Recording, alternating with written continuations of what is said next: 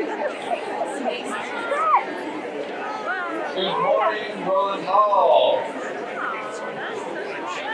Thank you for the good morning. Let's try that again. Good morning, Rowland Hall. I love that. How beautiful it is to be all together, our both campuses, students and family and faculty and staff and friends. Thank you for being here. It is a beautiful day to gather. It is good to gather together. My name is Jeremy Ennis. I'm the Interfaith Chaplain for the Lincoln Street campus, and I'm grateful to be here today with you as well. Convocation is a time where we gather together, the only time where we see everyone, and celebrate the new year, reconnect with each other a little bit, and think about the school value that we'll be talking about today and will carry us through the year, which is our value: relationships matter. To open our convocation today, I invite you to join me in the spirit of prayer and gratitude. We give thanks this day for the land on which we gather. We acknowledge this place as the traditional and ancestral homelands of the Shoshone, Paiute, Goshu, and Ute tribes. We recognize the enduring relationships between many indigenous peoples and their homelands and the 60,000 American Indian and Alaska Native peoples who live in Utah. For this land and these people, we give thanks. We give thanks for the ancient mountains above us, the bounteous sunlight, our precious waters, and the air we breathe. For the natural world and webs of life of which we are a part, we give thanks. We give thanks for our campus home and our community, a place of learning, a place of possibility, a place of growth, and a place of love. We give thanks for the promise of a new school year with our beloved Rowland Hall community, and for the relationships that make us who we are as a school, as individuals, as families, and friends. For these relationships that enrich our lives, we give thanks. Amen. Let's welcome to the podium our head of school, Mick G.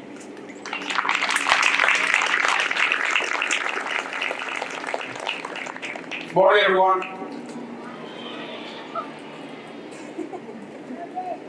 My boss this week is Mr. Hoagland. This week. And he's asked me to say a couple of words at a couple of events. So yesterday, we had Lower School Chapel. He said, can you introduce yourself, tell people what you like to be called, and maybe what you do? Well, the first bit of that was easy. I said, I'm Mick G. You can call me Mick G or Mr. G. And I'm the head of school. And then that was followed by a little existential crisis. What do I do? I should know the answer, right? I went to school to teach chemistry and physics. Then I went to grad school to learn how to be a teacher. Then I went to grad school again to learn how to be a head of school. And so all that training leads me to, I should have great purpose, right? So I'll tell you what I did this morning. At 7:15, I was on this field, walking around for 25 minutes, feeling how wet the grass was, to see if it was okay for you to sit down. And I noticed that there's been a various range of tactics brought to the field this morning. So we tend to think, don't we, like the older you get, the smarter you get, the more you learn. Put your hand up if you're sitting on wet grass right now. Yeah, so none of the first graders put their hand up, because they bought rubber mats, didn't you guys? Other people, put your hand up if you're sitting on something that's got an armchair back to it. That you bought yourself, seniors. There's a little group of students over here who've got chairs with the backs on. You're looking at the next world leaders and problem solvers and people that think ahead. Take a look around at this community and what we get to do together this year. We've not done this since 2019, 2 years. Take a look around. The seniors last year didn't get to sit where the class of 2022 is. Parents didn't get to be on campus. They're hiding in the trees where the coffee is back there, look. So just take a look around, because these people around you, your teachers and your friends, will be with you for the rest of your life. That's part of that relationship matter. Let's give a round of applause for Mr. Hogan, who got this all together for us.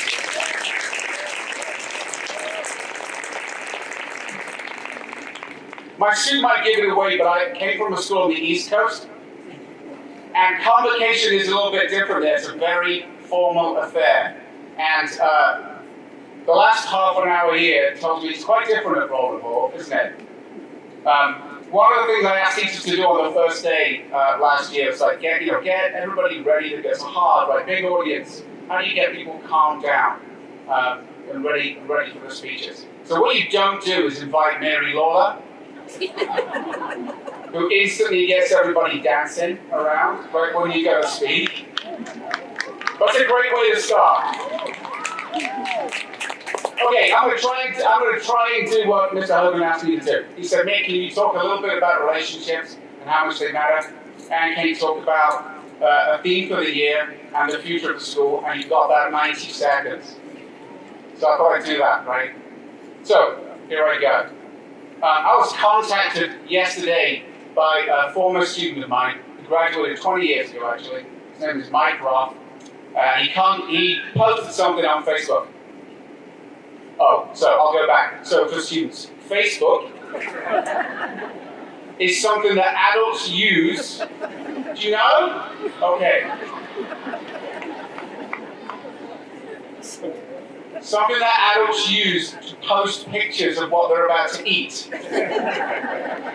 Primarily. Anyway, Mike Roth he posted something yesterday, got a new job at Harvard. And I got it. Thank you for keeping up with social media and retrofitting that for the old people. And so Mike posted this thing, got a new job at Harvard, right? And his job is centered around, and so I congratulated him, right? So when Facebook first came out, people thought, I'm going to friend all my ex-students. We don't do that anymore. But I did at that time, I select a few kids in, 1997 or something like that. Anyway, Mike posted this thing about his new job. He's working on really trying to save the environment. Good time to be working on that, I think. And I taught him physics. And so I said, hey, congratulations, that's what you always want, right? Your students outsmarting you, and he was probably smarter than me when I taught him. But, he was a kid who got a B- in physics, in AP physics, And, but his worked really hard. Anyway, he says to me, thanks for teaching me about energy, power, joules, things like that. So it should be a nice thing, right? That sounds like a nice thing. And this happens to your teachers all the time from people who've been at Rowland Hall. When they are older, when they're in college, they're still in touch, no doubt, 20 years ago. It should be a nice thing. It can't be awake all night. Because I thought, well, it's nice that, he's sort of like, maybe he's giving me a little bit of credit for teaching him some things about energy and power and things like that. But I started to think straight away, he's really taken on one of the world's, I would argue, biggest problem right now, which is trying to change the environment that we cause. And I started to think, gosh, I taught him about some textbook stuff about energy and power and things like that. Did I teach him enough? In the course that I had for him, was that enough for him to actually did he have to wait 20 years after I taught him to be able to think about solving this? Or could he have done that in school? Could we have taught him something in school where he could actually be working on that important work right now? So instead of being a nice moment, I kept thinking, gosh, I'm going to be awake all night rethinking, what do students need to know? You certainly need to know a little bit about what your parents learned in school, some of that stuff, but things have changed and the skill set has changed. So in terms of I'm going somewhere here. In terms of what are we working on, the vision for the school is always, what do you need? What do the seniors need next year? I'm not worried about them going to college. The school has a long history of kids going to college and being fully prepared. You'll be the most prepared person in your class, your dorm, your whatever. I'm not worried about that. I'm worried about who's going to face this, the environment, who's going to do those kind of things. What can we be doing in school? So the theme of the year for teachers is sleeplessness. We are constantly thinking about impact. What do students need to know to have an impact on things? Not wait 20 years until they go to Harvard and do it there, but what can we do at Rowland Hall? Students will help us, right? You'd like to think that everything you'll learn has got a great purpose. And so the theme this year is to constantly be thinking about that. I'm going to be asking students about what they think they need to know. I'm going to be asking parents what they think their students need to know in 3 years, 5 years, 10 years, 15 years. Sleeplessness, unsettledness, constantly thinking about what you need. That's the thing. Sounds like an exciting and calm year, doesn't it? But we'll do that, and we'll do that for you. It is great to see everyone here. I'm going to get out of the way of the really good, important, smart speakers now and introduce Morgan Sorensen Knight, who's a graduate from 2007, who is our alumni speaker today. Thanks, everyone.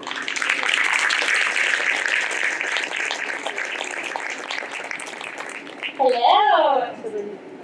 Oh, hello. You guys are awesome.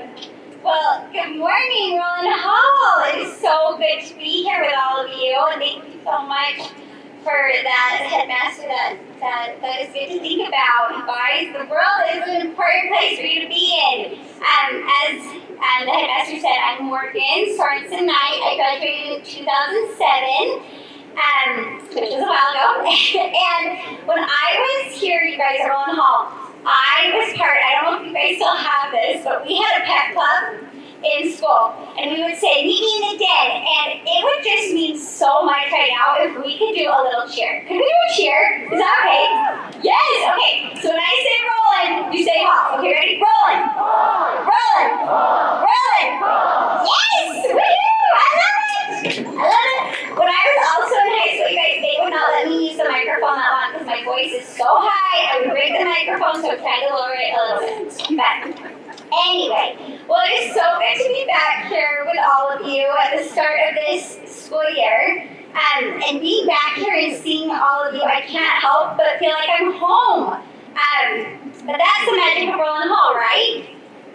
The relationships that you are building and that you will build this year will be everlasting. Life and relationships are a collection of memories made. And take it from me, the memories you are making here will be the ones that last you a lifetime.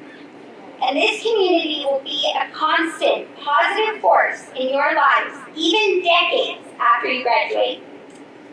From the kindergartners, where are the kindergartners? They're not here. Well, we'll get that. Kindergarten, okay. From the kindergartners to the senior class, okay, if you're senior, raise your hand. Yes, class of 2022, I see you. From the kindergartners to the senior class of 2022, you are all living in historic times that are unlike any other.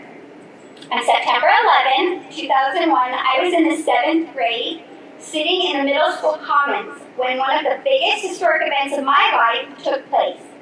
In the chaos of that moment, I remember feeling the crushing weight of the unknown for the first time. However, as I looked to my left and I looked to my right, I saw my school community rallying together. And I drew comfort, hope, safety, and strength from the power of this unity.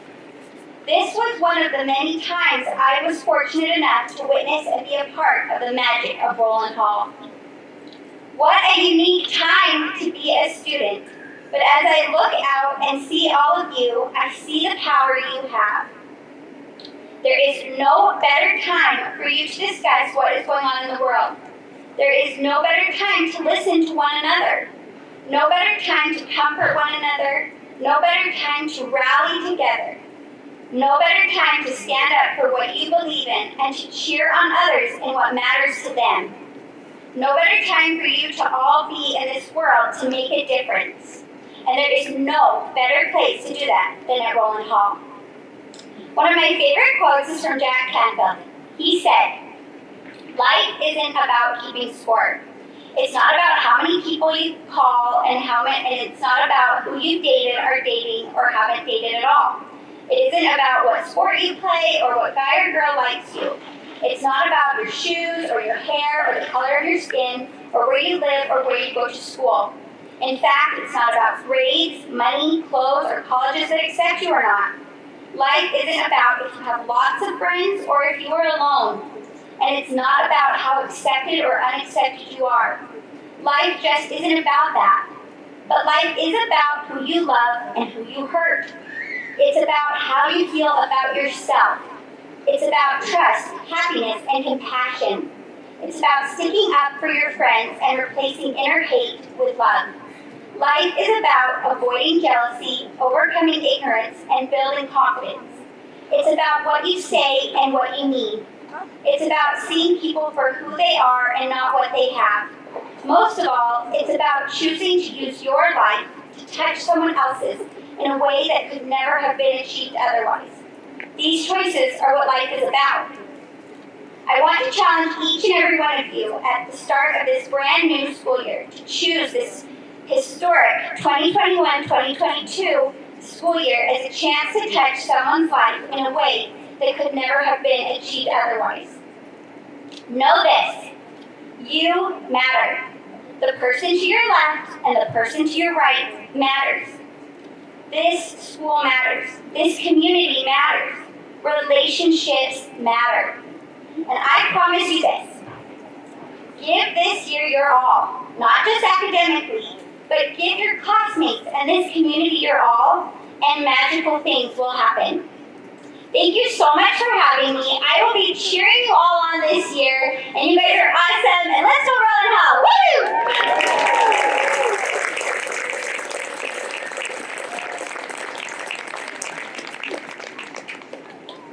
Oh, thank you, Morgan. I'm gonna watch these first grade hecklers, so help me out. Good morning. Morning. I know I, for one, will never take for granted the opportunity to come together like this. And as a reminder, remember tomorrow night we're going to do it again, and we're going to have a lot of fun. 5 o'clock, the bash.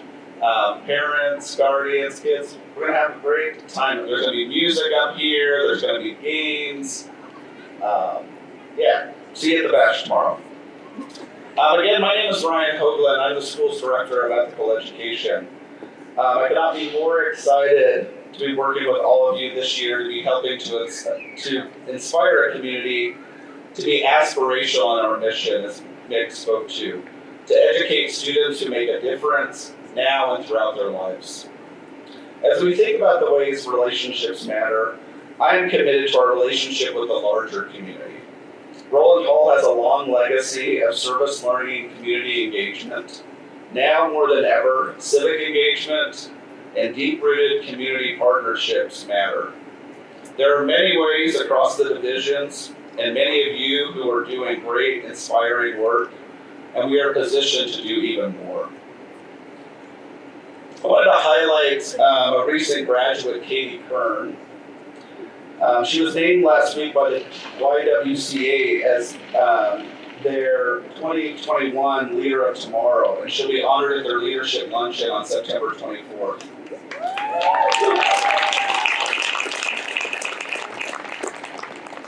Katie continues to be really idealistic in her work around gun safety. I hear her on the radio quite a bit. But she's really practical, right? There's probably not a more controversial issue, but she's really practical in her approach and wants to build dialogue across disagreement and understands that when relationships are centered in your work, solutions can always be found. I think this is why the YWCA chose to honor her, is that she took her youthful idealism and work towards practical solutions around gun safety. Now, our job as a school is never to tell you how to make a difference. We are a stronger school. We're a community where a diversity of thought reigns and dialogue is encouraged. But we are here, as Mick said, to impart the skills of how to make a difference through exposure and opportunities to see yourself as a community member, change maker, and community builder. Rowland Hall has always been a big, inclusive tent in this community, where core values matter. I wanted to offer just a little bit more context to the Relationships Matter buttons. I know they're cheesy, but if you know me, you know how cheesy I am. Besides a little bit of fun at the start of the year, the buttons are a reminder that it's been the relationships that have gotten us through these difficult months, and that rebuilding and maintaining these relationships and trust after isolation is the major work of this year. The relationship matter pins are a little reminder for you to wear, hang on your locker, or put on a hat or your backpack. A reminder that nurturing a healthy relationship with yourself, others, and your community is one of the core values of this community, and we'll see you through. For those of you who are new to this community, the most sincere welcome. Families, please include those who are new to this community around your dinner tables and at weekend socials. Breaking bread together is a great way to build community and to hear each other's stories. Faculty and staff, continue to be the inspiring role models you are. These students are incredibly lucky to be in your care. And students, keep the long perspective on your education and emotional growth. And remember, education is a continual process, not a final destination. Have a great start to the year. I know you'll be kind, grateful, and generous. We'll see you at the bash tomorrow night. Next, I'd like to introduce your student body president, Senior Samantha Lehman, to the podium. Thanks.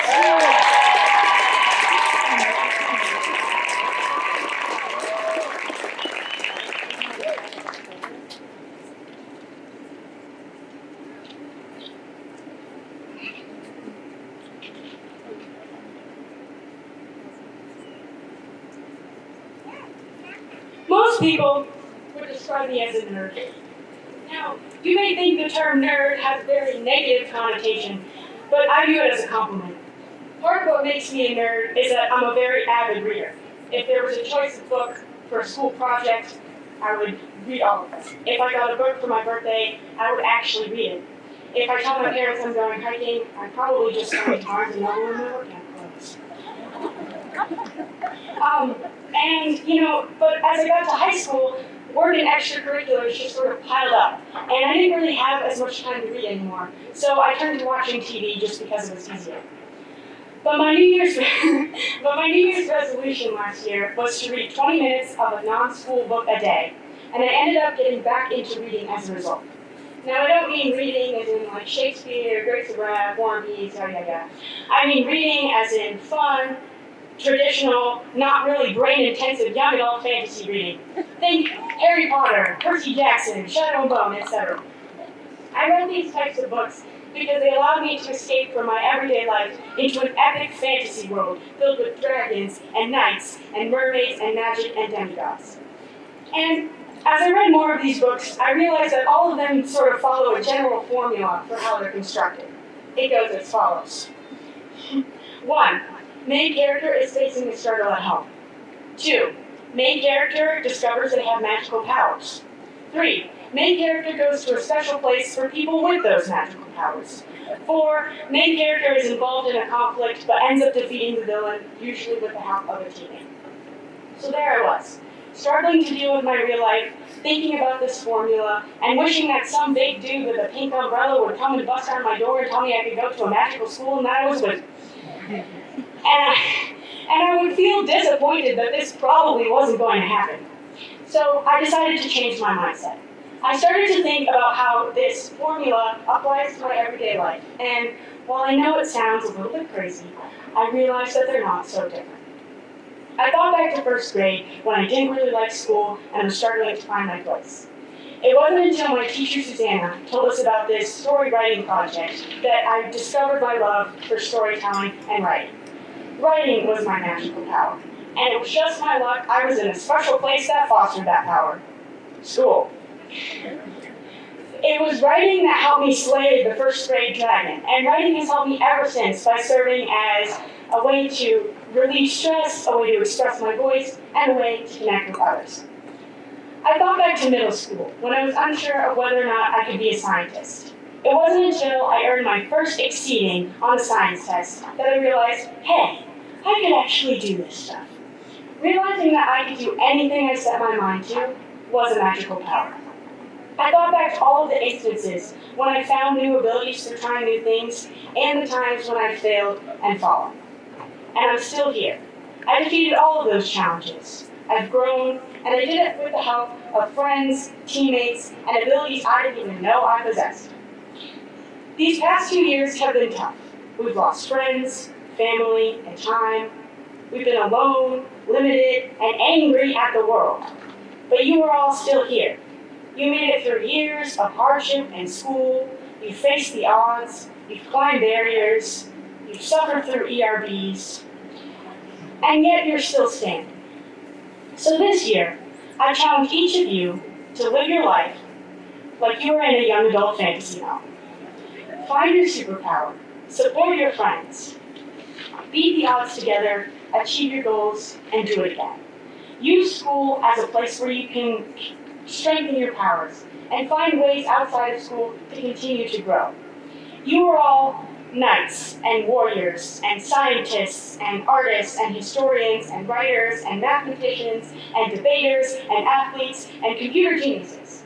You are strong and you are smart and you are unique. So use your superpowers to live your own fantasy, because even though the real world is no Hogwarts or Camp Half-Blood, you are brave enough to face it. Thank you.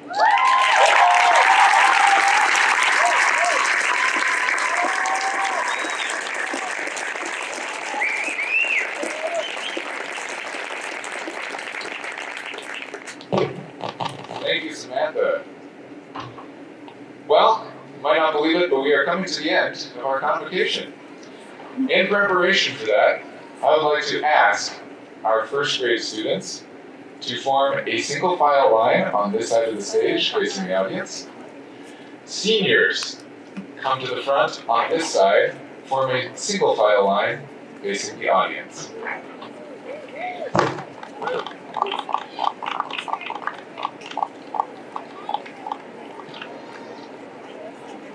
Yep.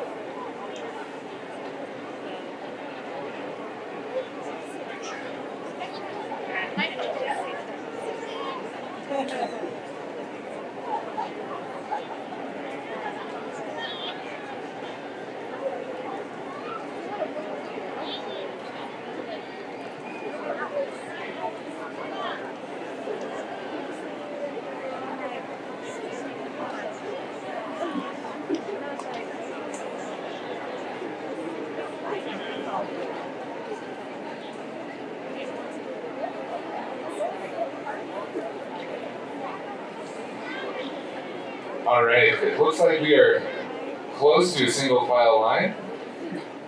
As we are getting ourselves into position, I'd like to close our convocation with a look back, for just a minute, at our past. Daniel Sylvester Tuttle was the founder of Rowland Hall, and he had a remarkable beard. Deep, deep jealousy here. It was probably 10 times as long as the beard you see up here. And in 1867, he opened the St. Mark's Grammar School in a bowling alley with 16 students. Here are his words that he wrote down just before the school year started. He said, "Our schools are all to open next week. Hard work is the order of the day now. God help us do it with a will from the heart. And thanks for the past and hope for the future. We say, all right, we are ready to take hold and do for the best." So in 1867, 16 students, their families, a very small school community, developed the close relationships that made us who we are today. And in 2021, with a school of almost 1,000 students, a huge network of parents and faculty and staff and campus in a growing, dynamic city, our relationships still make the community we are today. So this year at Rowland Hall, let's take hold and do for the best, as Tuttle would remind us to do, to reach inwards to the friendships and learning relationships we have here and outwards to the broader community. Thank you all for being a part of our Rowland Hall community. and for being with us here today and this year. We are ready for the final ritual of Convocation, a Rowland Hall tradition. And it is with a hint of sadness that I must inform you we are not doing high fives today for health and safety reasons. However, we can enthusiastically wave as we pass. And this is how it's going to work. We're going to invite all students, starting with first grade, to walk through next to the seniors and wave as the seniors wave back. It's going to be wonderful. And anyone else who would like to, second grade, third, fourth, etc., on down, is welcome to walk by and wave these seniors into their final year of their Rowland Hall education. So, first grade and seniors face each other. Seniors, you're going to stay where you are. And first grade students, walk past in front. Yes. Yes.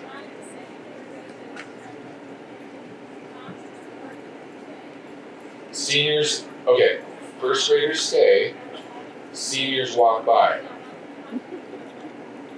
Great.